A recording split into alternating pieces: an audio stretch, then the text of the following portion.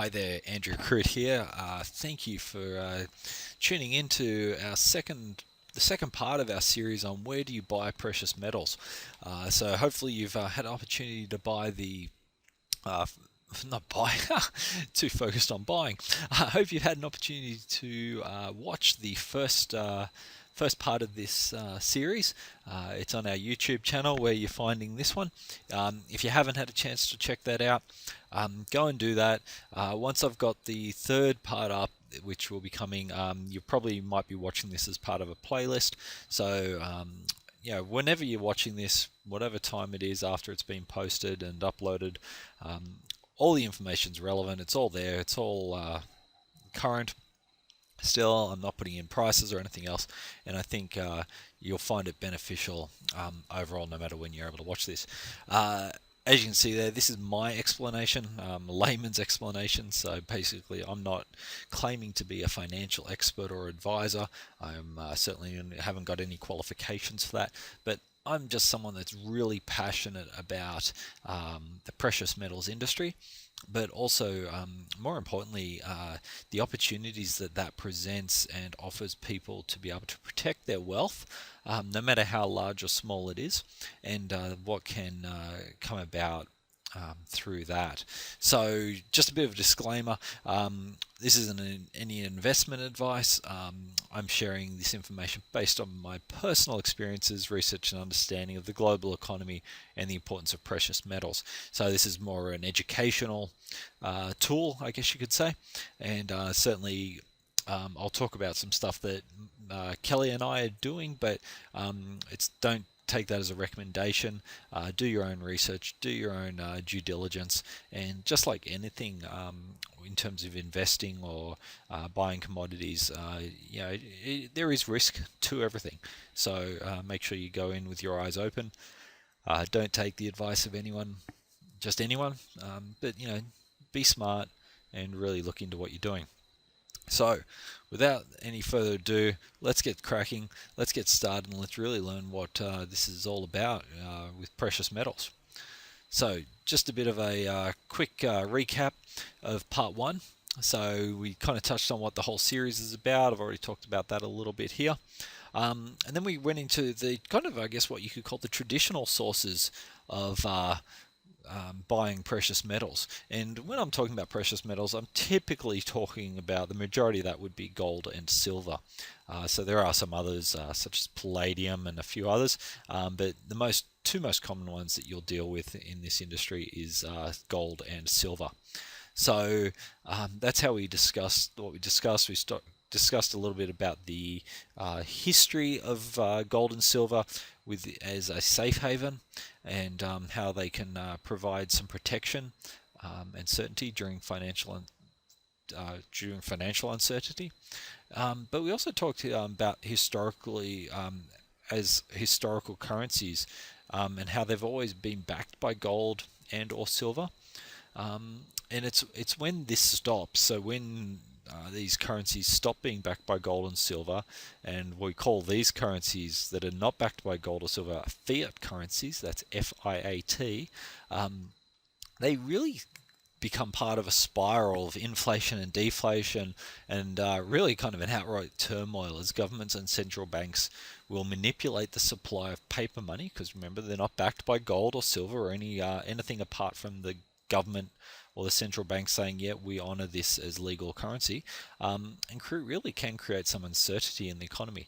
So if you go back through history, and all you have to do is Google, collapsed currencies or hyperinflation or anything like that, you'll find that there is time and again periods throughout the last few thousand years, and even you could probably even find there's about 20 within the last 100 years of currencies that have spiraled out of control, because basically governments have printed money to cover their debts, and that has caused what we'd term hyperinflation within their economies. One of the most reminiscent examples of that would be Zimbabwe, back in the within the last 10 years really, where they were printing $100 trillion notes, and that would get you maybe half a dozen eggs. So just absolutely ridiculous, amounts to buy simple items at the store. So bit out of control. So that was the last video. Go and check it out if you haven't watched it. Now we're going to get into part 2. Okay, so part 2. As I outlined part 1, part 2, we're going to cover the online options. So now I'm talking about, yes, online, I mean the internet, what you're watching this video on. And really, we're going to look at what options there are online to buy precious metals. And now that might sound a bit out there and extreme or whatever, but in this day and age, now we're in 2014 now when I'm making this, you can buy anything online.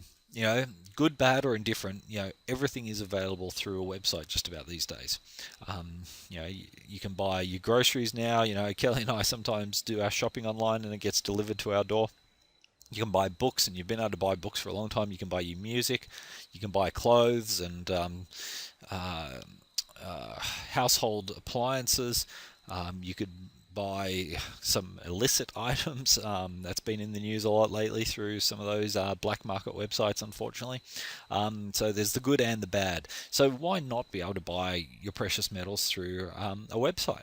So we're going to talk about why online dealers, that kind of sounds a little shady, I know, but why online websites for precious metal dealers has its benefits, what benefits there are. We can talk about, is it safe? There's a lot of ambiguity about website security and stuff like that. And then what options are there? So we'll look at, I've got about 3 different websites or companies that I've picked. And look, I'm not endorsing these companies by any means, and I'll say it again when we get there, but these are companies that I've had a little bit of interaction with, but they also kind of cover the spectrum of the different types of businesses online that you may be able to choose from. And they also cover the 3 geographical areas, North America, Australia, and Europe. So that will give you a bit of option as well. Okay, so without further ado, let's keep going and we'll get started. Okay, so why are we going to use online dealers? Okay, so what we need to do is look at, and where has my, here we go. So why are we going to use online dealers? Well, most importantly, it gives 24-hour access to you, the consumer. Right, so that's why we use sites like Amazon. That's why we use, our supermarket shopping sites. It gives us the ability, 24 hours a day, 7 days a week, to log on, see what there is available, and to buy if we decide to make that purchase. Okay. Geographical convenience. Okay, so online, it doesn't matter where you are in the world.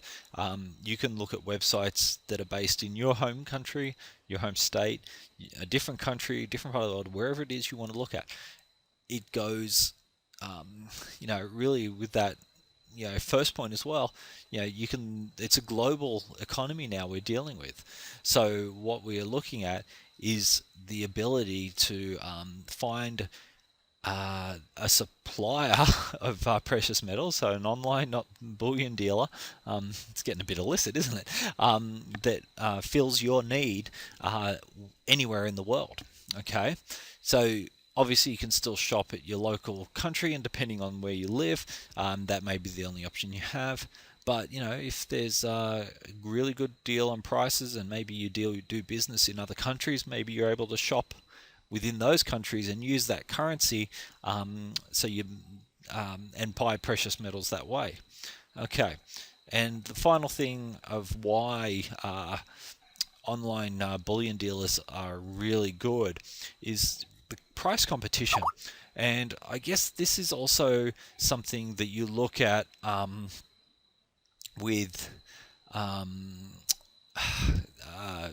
other sites. Like I already brought up Amazon as an example, but the whole thing is you've got competition, and retail stores, so coin dealers and the bullion dealers we talked about in the last video, they have to pay rent. And they will usually try and find a location that has the most exposure to foot traffic and convenience of access and everything else. And that with that comes premium in rent. So that costs a lot of money. So the amount of products they need to sell and the price they sell them at needs to cover that rent plus wages plus everything else. So that is something that could potentially drive up the price. Now Amazon really, when they started, books, which is where they started as a bookseller, they were able to sell books at a ridiculously cheap price compared to your local bookstore. And why were they able to do that? Because they could take the order and then get that shipped directly from the publisher or a central warehouse. So yeah, there was still some costs, but the costs compared to your local bookshop that had to pay, rent in your shopping mall or whatever else, was completely avoided because they still had to buy books from a warehouse. So it's really cutting out that middleman, so to speak, and they're able to kind of wipe off some of those additional costs and pass those savings on to the consumer. So they will be much more competitive in the prices they're able to offer. So hopefully that makes a little sense. Okay, so that's some of the reasons I see in the benefit of using online bullion dealers. And hopefully, that kind of makes sense. And of course, there's more. There's obviously some things we'll get into about safety in the next slide. But this is some of the things that I think are real benefits and justifications, I guess, for using online sites.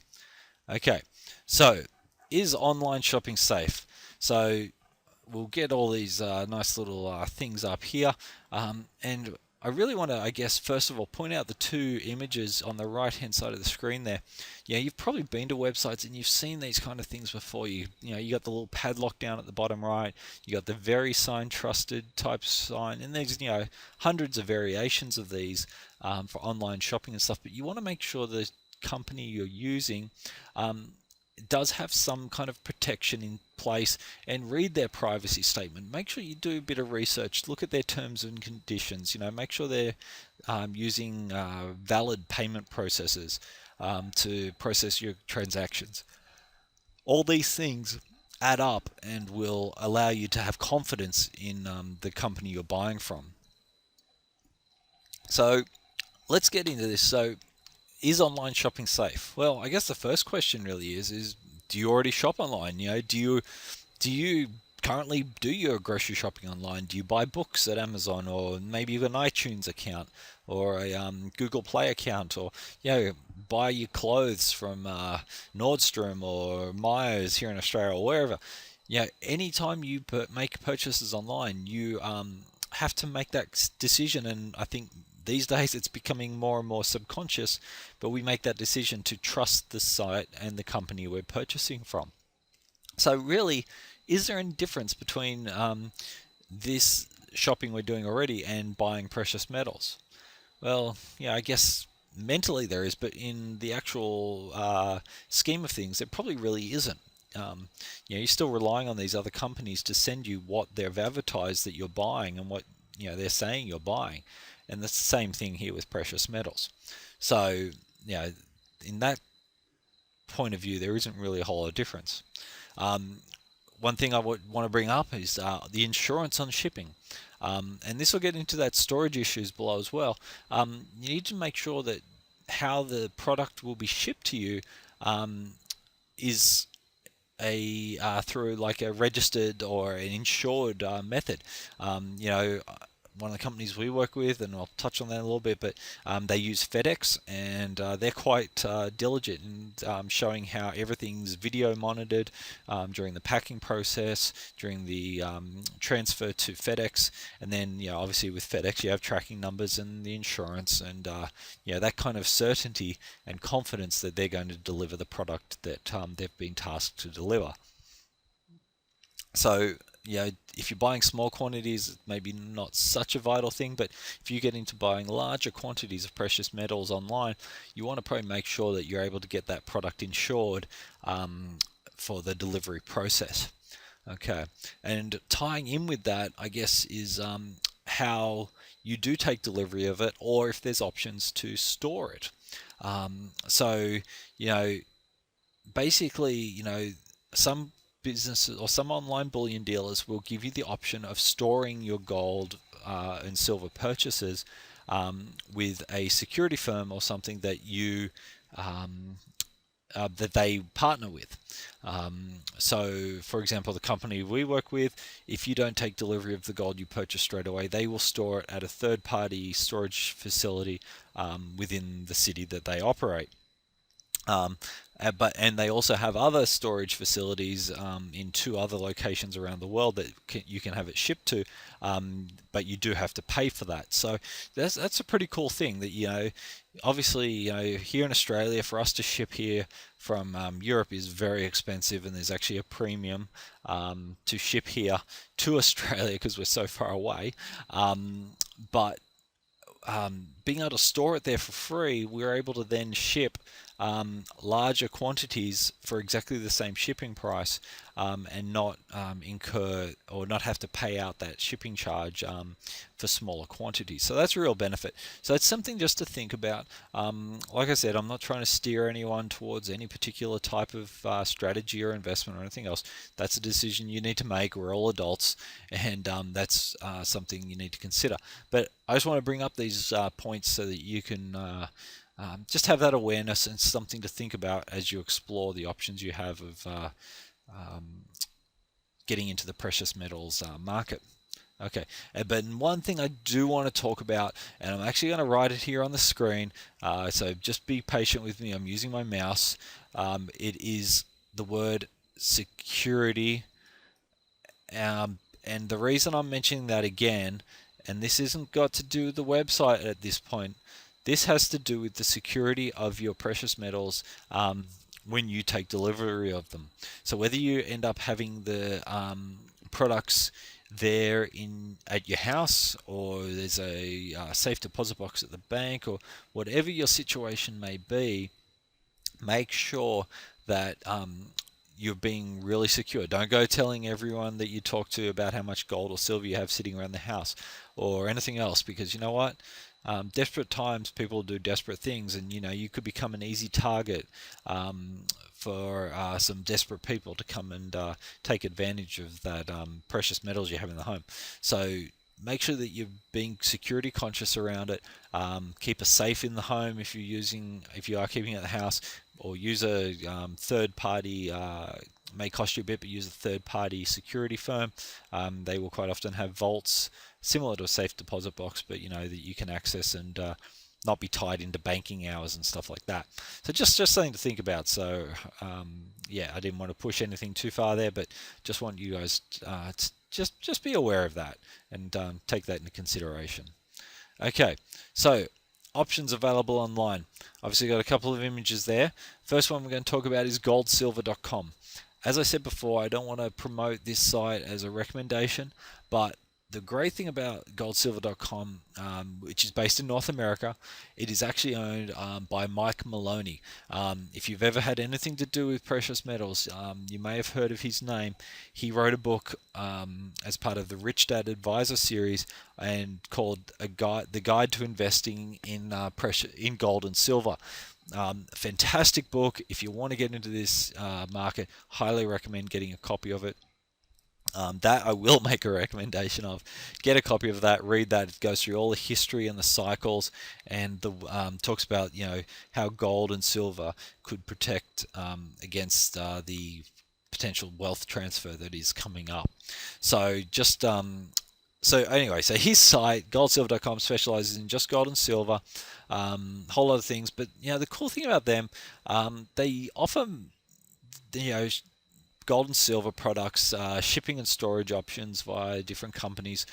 They also talk about retirement savings plans for gold and silver, but they also offer a lot of education around precious metals and wealth cycles. And the reason I'm doing this series is because I'm a firm believer in precious metals.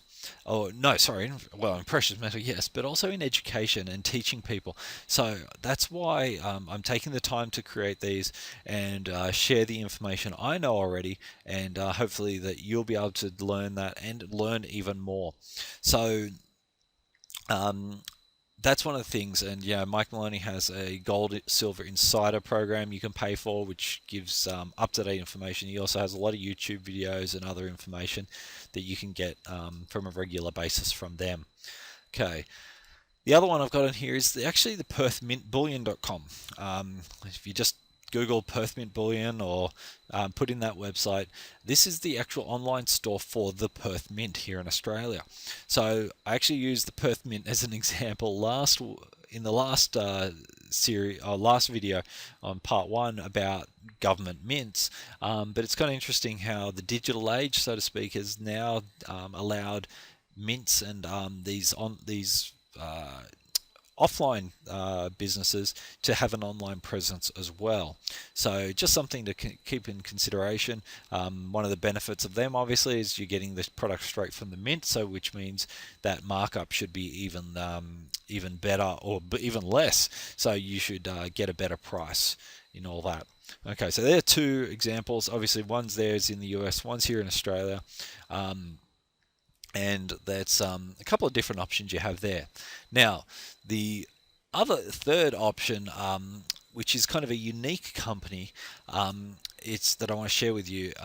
Again, not saying this is the only way or the way you have to purchase gold, but this is how, excuse me, how Kelly and I are buying our gold at the moment through this business, karatbarscom, Karatbars International. So this company is actually based in Germany. But being an online or an e-commerce company, they obviously have a global presence and the ability to store or ship the products they sell to countries that have the allow it through their through their customs and imports regulations and laws.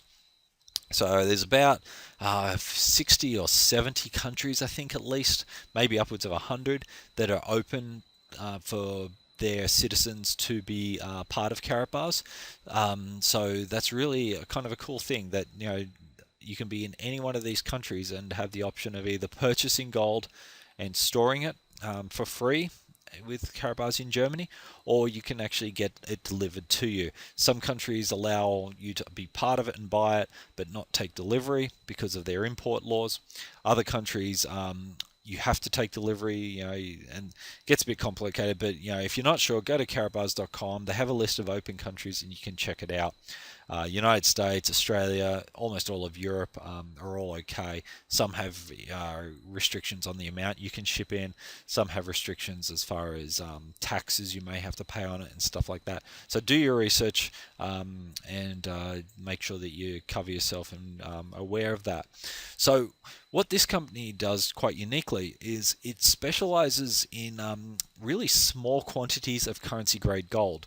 So I talked about in part one, I think it was, on the quality of gold you're buying. It should be that currency grade gold, and which you can see right there, 999.9, or in the United States it's 24 carat. Might be a bit more common for most people, but they sell 1, 2.5, and 5 gram bars. Now that doesn't sound like a lot, but what that allows is to make it very affordable for people like you and I. You know, 1 ounce of gold sitting around 1,300 plus US dollars an ounce at the moment.